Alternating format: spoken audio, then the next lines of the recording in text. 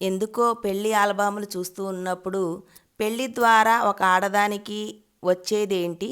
తను పోగొట్టుకునేదేంటి? అని నేను ఆలోచిస్తూ ఉన్నప్పుడు నాకు చాలా ప్రశ్నలొచ్చాయి. ఆ తర్వాత సొసైటీలో ఆడవాళ్ళు ఎలా కొన్ని ప్రాబ్లమ్స్‌ని ఎలా ఎదుర్కొంటున్నారో అనే ఒక అవగాహన కూడా నాకు తట్టింది. నిజంగా ఒక ఆడపిల్ల పెళ్లి చేసుకొని అత్తారింట్లో అడుగుపెట్టేటప్పుడు వాళ్ళ అమ్మ, నాన్నలనే కాదు, వాళ్ళ కుటుంబాన్ని, కుటుంబ సభ్యుల్ని, అలాగే ఆ ఇంటి గోత్రనామాల్ని కూడా వదిలేసి వేరే వాళ్ళ ఎవరియో గోత్రాన్ని, పేరుని తీసుకొని ఆ ఇంట్లో అడుగుపెడుతుంది ఒక ఆడపిల్ల. అంతేనా? ఆమె మెడలో ఆయన కట్టిన తాళి, ఆయన కాలికి ఆయన పేరు మీద మెట్టెలు, అలాగే ఆమె నుదిటి మీద ఆయన పేరుతో బొట్టు, ఆమె చేతులకి వాళ్ళ పేరుతో గాజులు, అలా ప్రతీదీ మారిపోతుంది.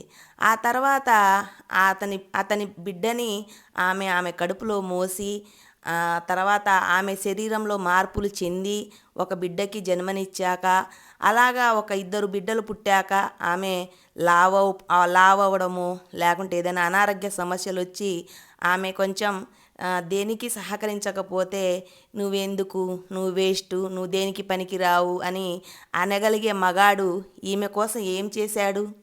ఈమె కోసం తన ఇంటి పేరుని మార్చుకున్నాడా? లేదంటే ఈమె పేరుతో ఆయన మెడలో ఏదైనా ఆభరణం ఉందా? ఆమె పేరుతో ఆయన కాలికి ఏదన్నా ఒక మెట్టె గాని లేకుంటే ఇంకేమన్నా చేరాయా? ఏమీ చేరలేదే. ఒక ఆడపిల్ల ఎన్నో త్యాగాలు చేసి అత్తారింట్లో పోయి అక్కడ కూడా త్యాగం చేసి తన జీవితాన్ని కోల్పోయాక నువ్వు లావైనవు, నువ్వు బాలేవు, నువ్వు నల్లగున్నవు, నీకు బట్టతల వచ్చింది, ఆమె చూడు ఎలా ఉందో, వాళ్ళు చూడు ఎలా ఉన్నారు అని ఎలా అనగలుగుతున్నావు నువ్వు?